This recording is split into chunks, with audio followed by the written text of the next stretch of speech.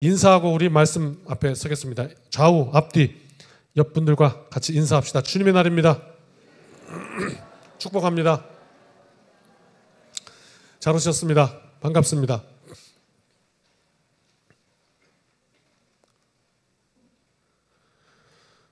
오늘 말씀 믿음에 대해서 우리가 한번 나누어 보려고 합니다. 두 가지의 이야기가 있지요. 열처녀 비유.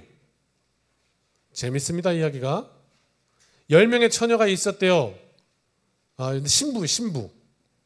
신랑이 오는 거죠. 근데 그 신랑이 언제 올지를 알지 못해요. 성경은 참 오묘합니다. 그런데 10처녀가 모두 갖고 있는 게 있었어요. 뭘까요? 등. 등은 10처녀.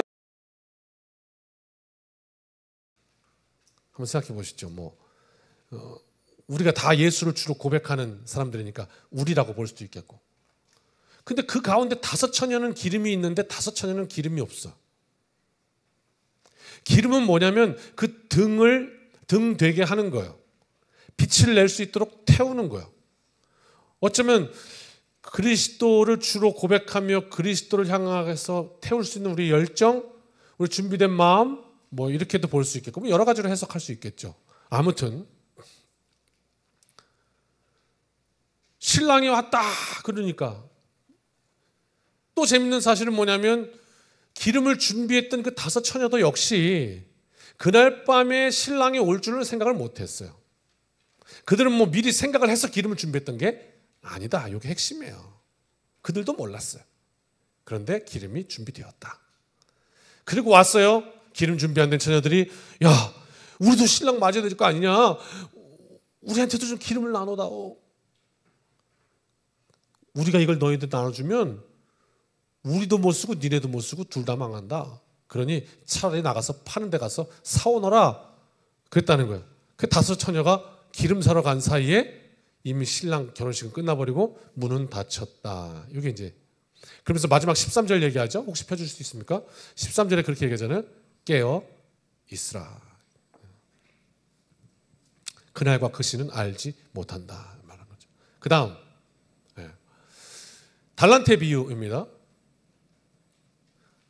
5달란트, 2달란트, 1달란트 주인이 이렇게 나눠주고 타국으로 갔다. 5달란트 받은 자는 열심히 그것으로 장사해서 굉장히 큰 돈이죠. 5달란트. 그래서 또 5달란트를 남기고 2달란트 받은 자도 역시 그와 같이 해서 또 2달란트 남기고.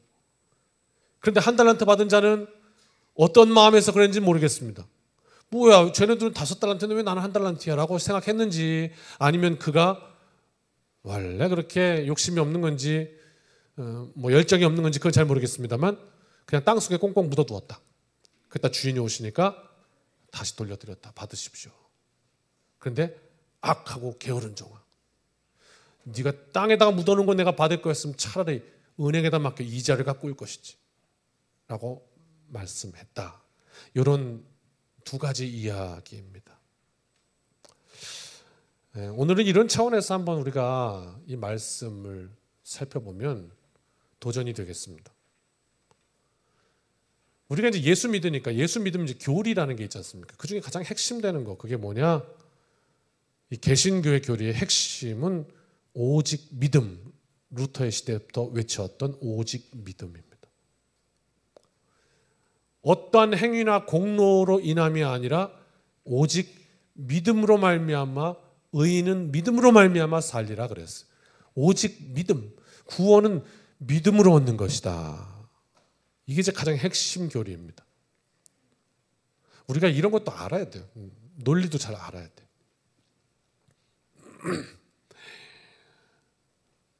그런데 오늘 가만히 말씀 보니까 구원의 유무, 천국과 지옥의 갈림길, 이렇게 가만 보니까 믿음이라고 표현되기보다는 기름이 준비되면 천국, 기름이 준비 안 되면 지옥, 이런 구도란 말이에요. 그 다음 5달란트를 받았는데 그걸로 장사해서 잘 남기면 천국, 가만히 두면 지옥. 이런 왜 행위에 있는가? 라고 물음을 던질 수 있습니다. 그러니까 오늘 말씀은 어떻게 우리가 볼 것인가 대단히 중요합니다. 구원은 오직 믿음으로 말미암습니다. 자, 그렇다면 오늘 말씀의 제목, 믿음은 뭐냐? 우리가 믿는다 하는 것이 뭐냐? 그리고 그 믿음이라는 것, 그 실체가 나에게는 있느냐? 오늘 한번 돌아보아야 할 것입니다. 믿음이라는 거, 그 내용이 있을 거 아닙니까? 말 그대로 뭘 믿는다는 건데 뭘 믿습니까? 그 내용이 있잖아요. 그 내용은 그것입니다. 예수 그리스도께서 하나님의 아들이 보좌를 버리시고 이 땅에 오셔서 내 죄를 위하여 죽으시고 사흘 만에 부활하셔서 생명의 주가 되었도다. 그리고 성령을 보내셔서 성령께서 내 안에 내주하셔서 내 삶을 인도하시고 나는 하나님의 빛 가운데 세상의 빛과 소금 되어 살아간다. 뭐 이런 내용들, 나는 그 하나님께서 살아 지금도 역사하심을 믿는다. 이게 우리 믿음의 내용이죠. 그리스도의 십자가와 부활, 이게 우리 믿음의 내용이에요. 그렇죠? 예, 동의되시면 한번 아멘 할까요? 아멘. 예, 그게 우리 내용이에요. 맞아요. 그런데 나는 지금부터 잘 들어보십시오. 믿음으로 구원에 이른다 했는데 그 믿음이라는 것이 물론 말씀에는 입으로 시인하여 이른다 하였는데 그럼 입으로 시인한 것이 믿음이라고 안 했습니다. 시인해서 믿음에 이른다 하였지. 그 자체가 믿음이라고는 얘기 안 했단 말이에요. 무슨 얘기냐? 우리가 입으로 나는 예수 그리스도를 믿습니다 이렇게 말했다고 칩시다. 그 믿음이 있는 겁니까? 물론 그 말에 진짜일 수도 있습니다. 나는 예수 그리스도를 믿습니다 하는 말이 정말 믿으니까 믿습니다. 그래서 그 믿음일 수도 있는데 극단적으로 예를 들어 봅시다. 여기다가 누가 나는 예수 그리스도를 믿습니다 이렇게 적었어요. 그래서 어떤 얘기 딱 들수 한번 읽어보세요. 그런 거요. 그 사람은 예수를 믿지 않아요. 몰라요. 근데 그냥 한글로 읽으라고 하니까 그걸 따라 읽었어요. 나는 예수 그리스도를 믿습니다. 그러면 그 사람 구원 받았습니까? 이게 극단적인 예입니다. 그러니까 믿음으로 오직 말미암아 구원을 받는다 하니까 그게 나는 예수 믿습니다라는 그 말이 꼭 마치 아라비안 나이트 열려라 참깨 그러면 열리듯이 그런 어떤 뭐 암호문 같은 겁니까? 그럼 부적이랑 다를 게 없네. 예수 믿는다는 게 뭐냐는 말이에요. 나는 예수님을 믿습니다 하는 말. 알지도 못합니다. 예수를. 물론 믿지도 않습니다. 말씀이 인도하시는 삶을 살지도 않습니다. 언제나 내 뜻대로 그저 그냥 살아갈 뿐입니다. 그럼에도 불구하고 나는 예수를 믿습니다라고 말은 할 수 있지 않겠냐 이 말입니다. 그렇다면 그 인생이 구원에 이른 것입니까? 무슨 이야기를 하고 싶은 거냐면 구원에 이르는 핵심 믿음이라는 것이 암호문이냐 암호와 같으냐 이렇게 말하는 거. 나는 예수 믿습니다라는 이 말 아무 의미 없이 암호처럼 그냥 말하면 구원이 이루어지는 것이냐. 만약에 그것이 아니라면 그건 아니지 라고 생각하신다면 구원에 이르는 그 믿음 그게 도대체 뭐냐 질문을 해봐야 될 것 같습니다. 우리가 다 잘 알고 있는 명품백 이야기 있습니다. 그 뭐 명품을 잘 몰라서 딱 떠오르는 거는 샤넬 명품 맞습니까? 여러분도 잘 모르시죠? 우린 그런 거 잘 몰라요. 샤넬 명품백을 두 여인이 똑같은 백을 둘이 메고 있습니다. 어떤 게 진짜일까요? 알 길이 없습니다. 오히려 그 진짜를 한 사람이 가짜처럼 보입니다. 왜? 진품을 한 사람은 그냥 대충 꾸미고 다니니까. 오히려 가품이 더 진짜 같습니다. 왜? 그 가품을 진품처럼 보이게 하기 위해서 막 나머지도 다 신경 쓰기 때문에 억지를 좀 부렸습니다.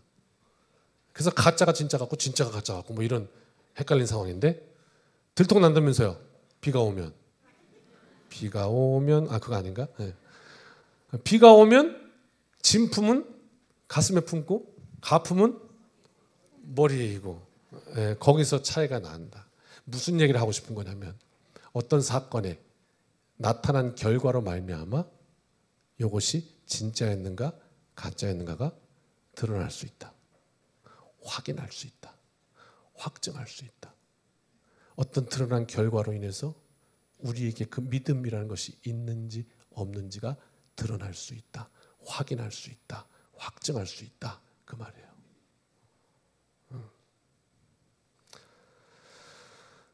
두 가지 비유 말씀하셨습니다. 다시 말씀합니다. 핵심만 말하면 기름이 준비된 5처녀가 있고 기름이 없는 자고 있는 5처녀가 있고 10명 다 그날 밤에 예수님이 오실지 신랑이 오실지 몰랐습니다. 그러나 신랑은 그때 왔습니다. 무슨 얘기입니까? 불예측성 재림하시는 예수의 그 날과 그 시는 아무도 모른다. 그래서 어쩌라는 거냐? 깨어 있으라 이 말이죠.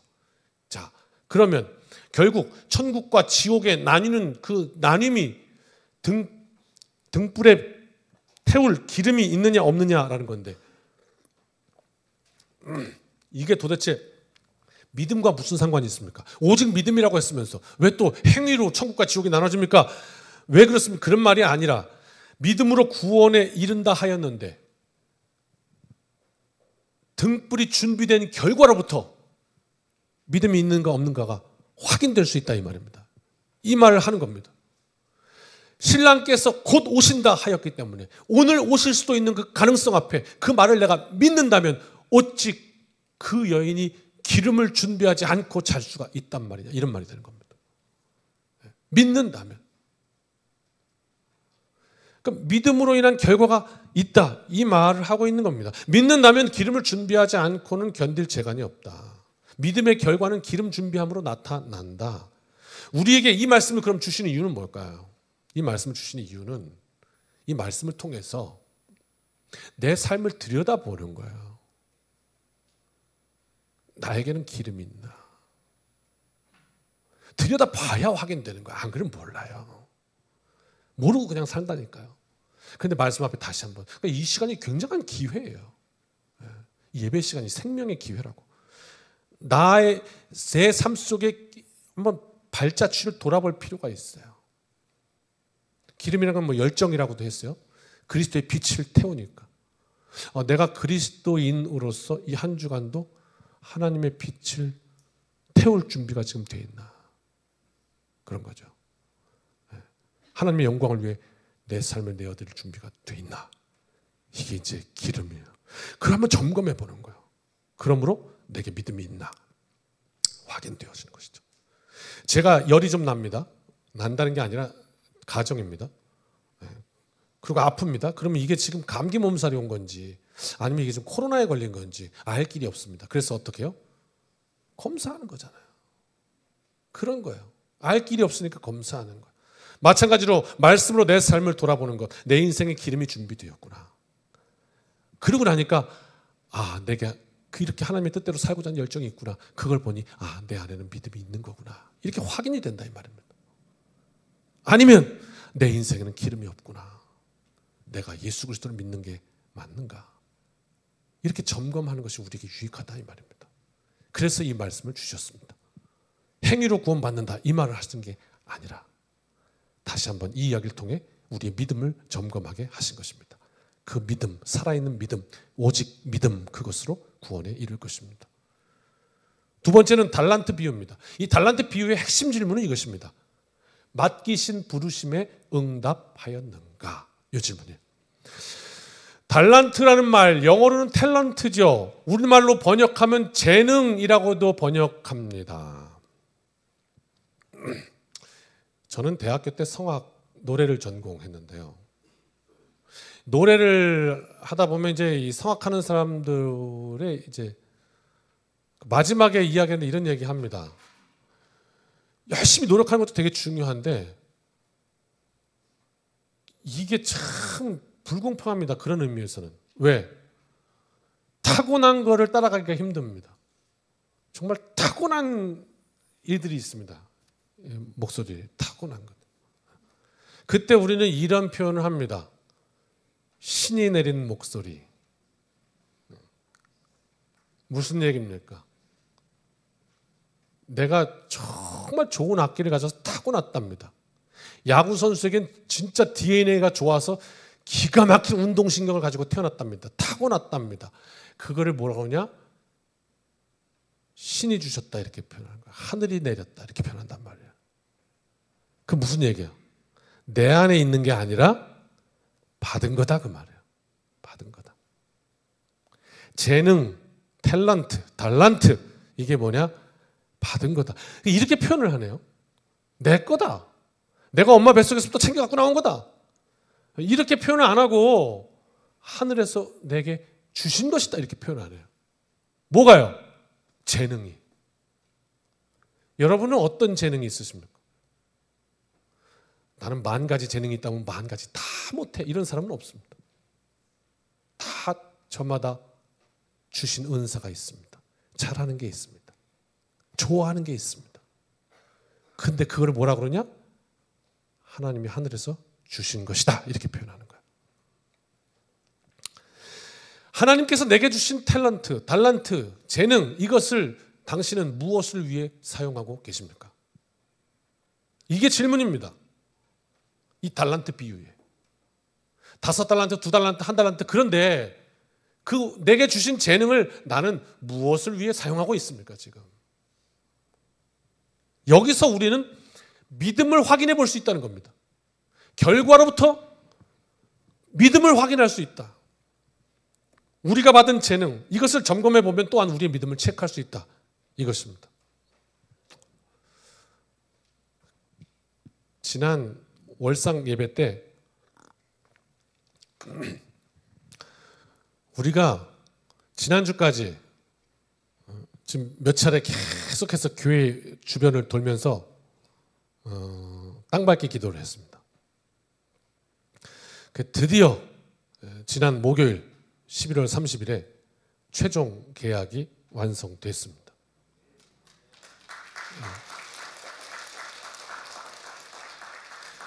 제가 1차 간증을 하라고 합니다.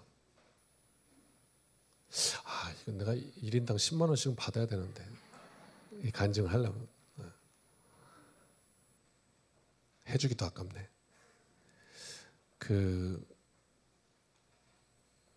글쎄 뭐 저에게는 너무 이게 평생 잊을 수 없는 하나의 사건이지만 여러분에게는 어떻게 남을지 잘 모르겠네요. 그렇지만 성령의 역사가 동일하게 있기를 간절히 바라면서 오늘 믿음과 관련된 철저하게 제 개인적인 간증이지만 공유합니다. 이번 한 해 동안 저희가 땅 사고 팔기를 3군데를 했습니다. 집, 국유지 이렇게요. 물론 하나는 팔고 2개는 사고 하는 거지만 그런데 이게 교회는요 여러분 사고 파는 문제가 우리 개인의 집 사고 파는 마냥 쉽지가 않습니다.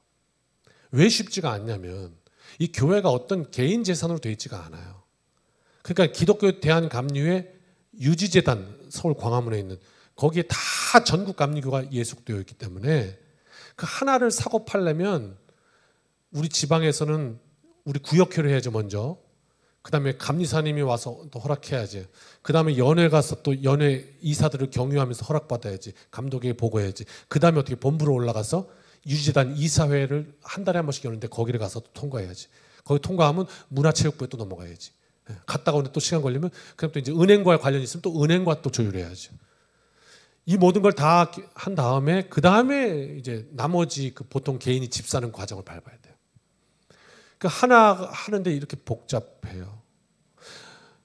그러다 보니 근데 또 순탄치도 않았어요.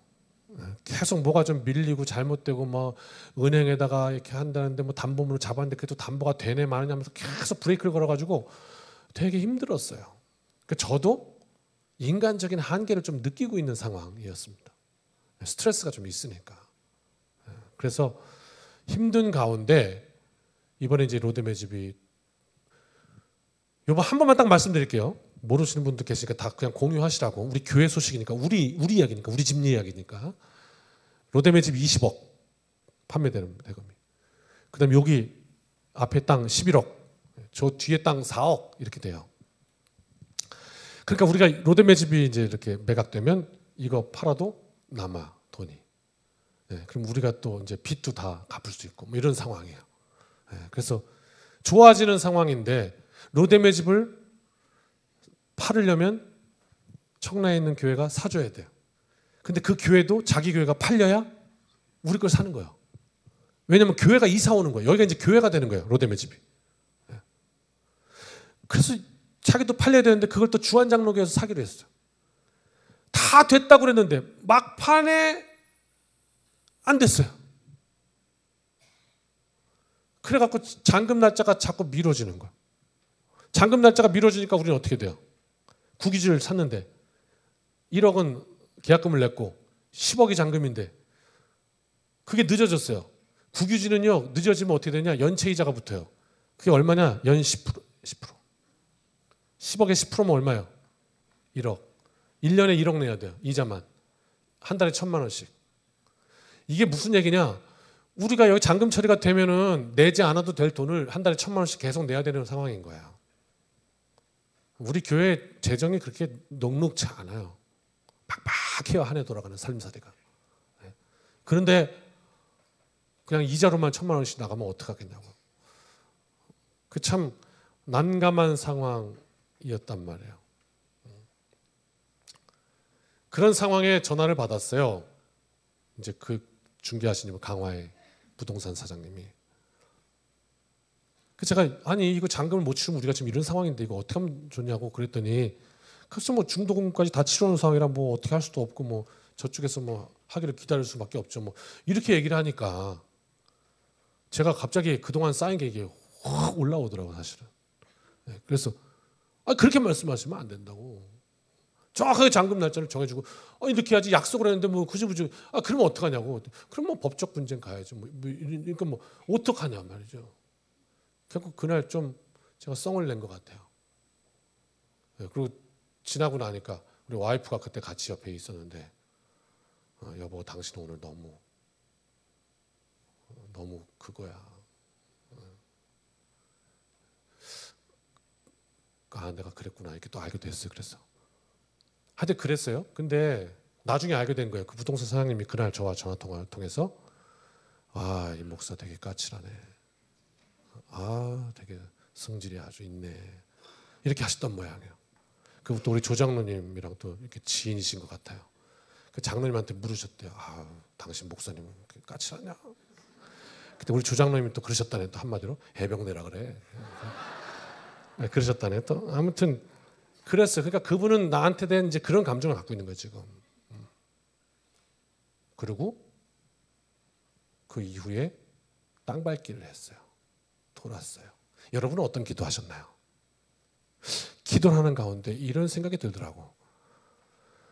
하나님, 가만 생각해 보니까 내 상황도 내가 그동안 내 상황, 내 처지가 그냥 급해가지고 내 코가 석자다 그래서 그냥 그렇게 스트레스 받고 짜증나는데 가만히 이 일을 생각해 보니 거기도 교회고 우리도 교회인데 교회 둘이 만나서 지금 어떻게 잘 되고자 하는데 일이 꼬여서 잘 안 되면 이거 가지고 법정 가가지고 두 교회가 내 돈이니 네 돈이니 하면서 싸울 일은 아닌 것 같다. 그런 생각이 들었어요. 그거 어떡하냐. 아니 하나님께서 보실 때는 하나님 입장에서는 볼 때 법정에서 두 교회가 싸우고 있으면 참 그 꼴 보기가 영 불편하실 것 같아. 왜? 꼭 자식들 싸우는 것 마냥 그런 기분이실 것 같아. 그래서 그거는 길이 아닐 것 같다. 그런 생각을 먼저 주셨어요. 기도하면 도는데. 그러니까 어떻게든지 잘 풀어봐야 되겠다. 또 기도하는 가운데 계속 반복되니까 또 기도하는 가운데 어느 날은 또 이런 생각이 들었어요. 그러면 두 교회가 만나서 그 문제를 잘 합의해서 풀려면 어떻게 해야 돼요? 갈등이 있는 두 사람이 만나갖고 합의를 하려면 양쪽이 어떻게 해야 돼요? 한 발씩 양보해야 돼요. 양보해야 돼. 맞죠? 진리잖아. 이거는 진리잖아요. 합의사항이 이렇게 겹쳐서 안 될 때는 한 발씩 물러나야 맞는 거지. 그래서 이런 지혜를 주시더라고요. 그렇구나. 그러면 그쪽은 뭘 물러날지 모르겠고 일단 내가 어디까지 물러날 수 있는지 한번 양보할 수 있는지 한번 생각해 보자. 우리 교회가 물러날 상황을 먼저 한번 생각해 본 거예요. 그 교회가 우리 로뎀의 집 사가지고 땅 투기하려는 목적으로 사는 것도 아니고 교회를 세우려고 사는 목적인데 뭐 일부러 시간을 질질 끌 이유도 없고 거기도 하루빨리 교회로 들어오고 싶을 것이고 그래서 가만히 생각하다 보니까 그래 지금은 안 돼도 그렇지만 언제까지 넉넉히 볼 수는 없고 그 처음에 생각은 이번 연도까지 우리가 2024년 12월 마지막까지 우리가 다시 잔금을 좀 늘려주고 1년. 그러면 우리가 한 6천만 원 이자를 내야 되거든요. 6천만 원 우리가 이자 감당하고 그냥 어떻게 너무 아깝고 큰 돈이지만 그래서 거기서 사면 이제 그 우리가 감당하고 만약에 1년을 더 줬는데도 거기서 못 사면 언제까지 기다릴 수는 없으니까 거기서 계약 파기하기로 그냥 깨끗하게 없었던 걸로. 근데 그 파기도 쉽지 않아요. 중도금을 냈기 때문에 여기서 싫어 우리는 파기 안 해. 그러면 또 안 되는 거거든. 그래서 그냥 파기하기로 계약을 하고 그때 파기를 하게 되면 그동안의 모든 이자는 그 교회에서 이제 감당하시기로 이렇게 이제 생각을 한 거예요. 생각에. 그런데 이제 실제로 결정은 어떻게 됐냐면 갔더니 조금 더 했으면 좋겠다. 왜? 뭔가 좀 그쪽 교회에서도 계속 부담되는 게 있으면 그래도 좀 더 빨리 할 수 있지 않을까 이런 생각이 들어서 3월부터는 우리가 내는 은행 이자 거기에 대해서도 이쪽 교회에서 3분의 1, 우리가 3분의 2. 그래서 매월 150만 원씩 이게 잔금이 치룰 때까지 우리 교회로 주는 것으로 이렇게 합의가 된 거예요. 이해가 잘 되시나요? 그렇게 얘기를 했어요. 그냥 처음에 그런 얘기 했어요. 거기 대표 장로님이 오셔서 부동산 사장님 계시고 우리 조 장로님 계시고 내가 교회와 교회 사이 하는 것이라 기도하면서 한번 생각을 해봤다. 그랬더니 어떻게 하든지 은혜롭게 두 교회가 다 잘 되는 길을 택하고 싶다. 그러면서 그냥 얘기를 했어요. 이렇게 내가 생각을 했는데 어떻게 생각하냐. 그랬더니 부동산 사장님께서 내가 수십 년 부동산을 했는데 이런 계약을 본 적이 없대요. 너무 좋다는 거예요. 배려해 주시고 서로 이렇게 하는 게 너무 좋다는 거예요. 그래서 목사님께 너무 감사하대요. 그러면서 이제 고해성사를 하신 거예요. 사실은 제가 까칠하게 봤고 처음에 시험 들었고 막 이런데 근데 딱 들어오는데 처음에는 너무 젊어서 놀랐고 근데 야 어쩜 그렇게 목사님이 좋냐는 거예요. 저보고 좋대요. 마음에 든대요. 선하시대요. 그래서 이제 그 이유 뭐라고 하냐면 우리가 많이 양보했다는 거예요. 왜 이유가 뭐냐? 이유는 그래요. 세상에서는 이런 상황이 되면 잔금 날짜 다 됐고 이러면 그냥 다 끊어버리고 계약금 안 돌려줘. 당연히 그렇게 한다는 거예요. 왜? 이게 법적인 권리니까. 그 돈을 왜 줘? 2억 먹을 수 있어요. 꼭 갈 수 있어요. 그렇게 하지. 이렇게 잔금 늦춰주면서 다시 이자를 물면 이렇게 하는 방법이 없다. 세상은 다 그렇게 합니다. 그런데 그렇게 하려면 우리는 중도금을 치렀기 때문에 이제 법정 공정을 가야 되는 거야. 계속 재판을 해야 되는 거야. 그 교회랑 법정에서 싸워야 되는 거야. 그런데 이렇게 배려해 주셔서 이쪽 교회도 최대한 빨리 하겠습니다. 열심히 이제 하게 됐고 우리 교회도 조금 더 기다려줄 수 있게 됐고 또 이자는 또 함께 감당을 해주니까 우리로서 또 좀 고맙고 이제 그런 상황이 된 거예요. 그러면서 너무 감동을 받으셨다고 좋다고 막 그래서 그 교회 장로님도 목사님 참 진심이 느껴진다. 배려하시는 게 참 진심이 느껴진다. 감사합니다. 가서 그대로 우리 교회에 보고하고 우리도 최선을 다해서 빨리 하도록 정말 성심성의껏 하겠습니다. 이렇게 다짐을 하고 잘 돌아왔어요. 계약을 맺고 그렇게 해서. 일단락 됐어요. 이제 해결이 된 거예요. 이제 어쨌든 끝이 생겼어요. 그래서 참 감사해요. 그리고 이제 우리 장로님과 함께 돌아오는 거예요. 강화대교를 이렇게 건너서 이렇게 돌아오는데 고속도로 들어올 때쯤 그래서 전화가 띠리르 하고 오네요. 전화를 받았죠. 여보세요. 예, 저 부동산 사장입니다. 아, 네, 어쩐 일이십니까? 저 교회 주소를 좀 알려주십시오. 아니 교회 주소를 무엇하러 알려달라고? 왜 알려달라고 하십니까? 제가 너무 감동을 받아서 매주는 못 갈지라도 한 달에 한 번 이상을 제가 꼭 그 교회에 출석해보고 싶어서 그렇습니다. 기대하시라 개봉박두. 그분이 언제 오실지. 그래서 우리 교회를 출석하고 싶다는 거예요. 교회에 나와서 예배를 드리고 싶다고 그렇게 말씀하시더라고요. 제가 이걸 왜 간증으로 드리냐면요, 너무 재밌는 거라. 너무 단 거야. 기쁜 거야. 뭐가? 저는요, 까칠한 사람 맞습니다. 다혈질 맞습니다. 성질 불끈불끈한 사람 맞습니다. 부드럽지 못합니다. 거칩니다. 맞습니다.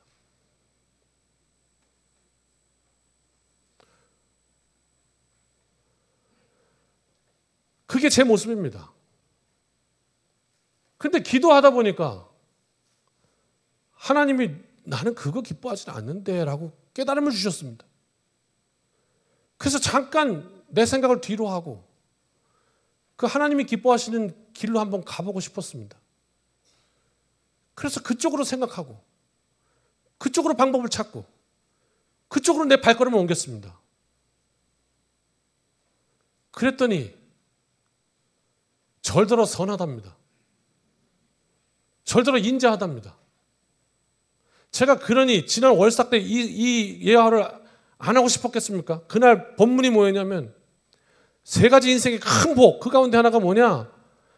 여호와의 선하심과 인자하심이 내 평생 나를 따르리니. 나는 선하지 않은데, 인자하지도 않은데. 그런데 하나님께서 기뻐하시는 길을 가고 싶어서 그렇게 선택을 했더니 그 선하심과 인자하심이 정말 나를 따르는 것을 경험하게 되고, 그리고 그 길을 갔더니 나 그 교회 한번 출석해 보고 싶습니다. 이런 이야기를 또 듣게 되고 너무 재밌는 거야. 목회할 맛 나는 거야. 그렇게 지난 한 주간이었습니다. 내 삶의 모양은 형편없을지 모르겠습니다. 그러나 믿음이라는 것이 우리 안에 있으면 그것 때문에 말씀을 의지하게 되고 거기서 일어난 달콤한 그 간증들, 하나님의 역사들, 결국 그것을 통해 다시 나는 믿음이 있는가? 그것을 거꾸로 확인할 수 있게 되고, 그 삶은 내가 내 인생을 나의 정욕과 욕심대로 끌고 가던 그 삶에서 내는 열매와는 전혀 이질적인 다른 하나님의 놀라운 은혜의 열매들, 우리가 예기치 못했던 그런 은혜들을 주시는 것을 다시 한번 믿고, 온 성도들이 함께 기도했던 이 문제, 하나님의 방법대로 하나님의 때에 하나님께서 이루어 가실 것을 확실히 믿습니다. 2024년도 우리 삶의 믿음, 이것을 외친 한 해가 되시기를 주님의 이름으로 축원합니다. 함께 찬양하고 기도합시다.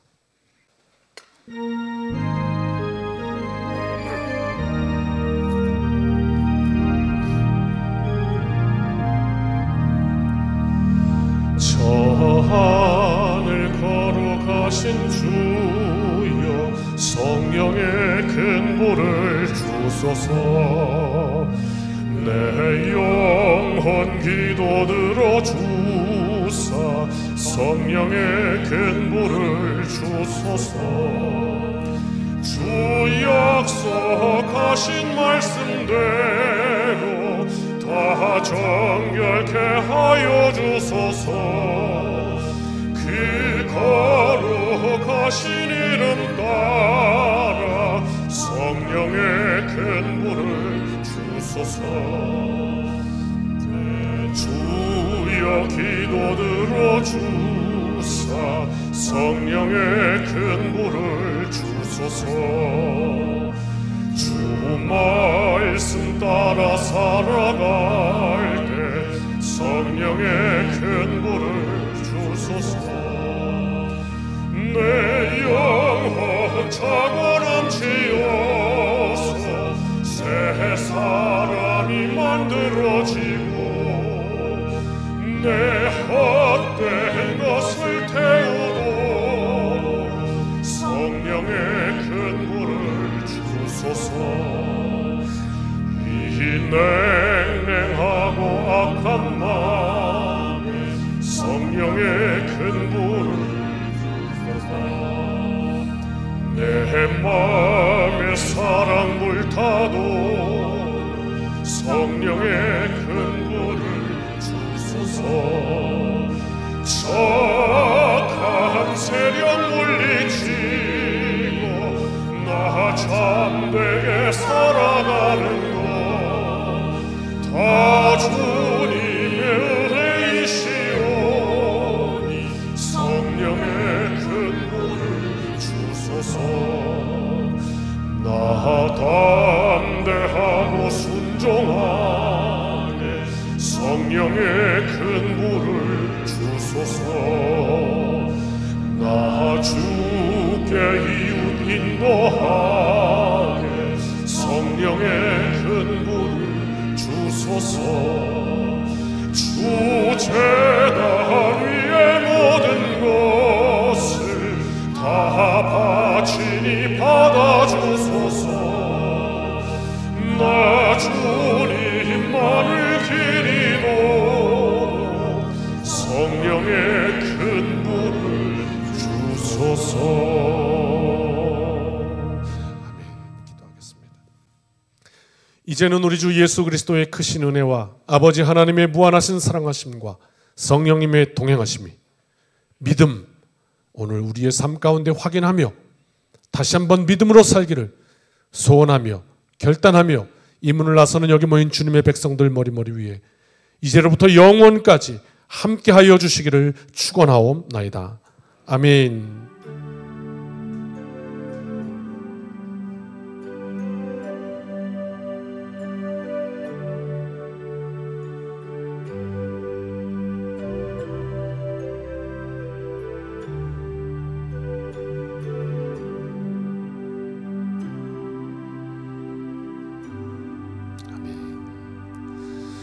사랑하는 성도 여러분, 이 한 주간도 주님의 은혜로 승리합시다. 아멘.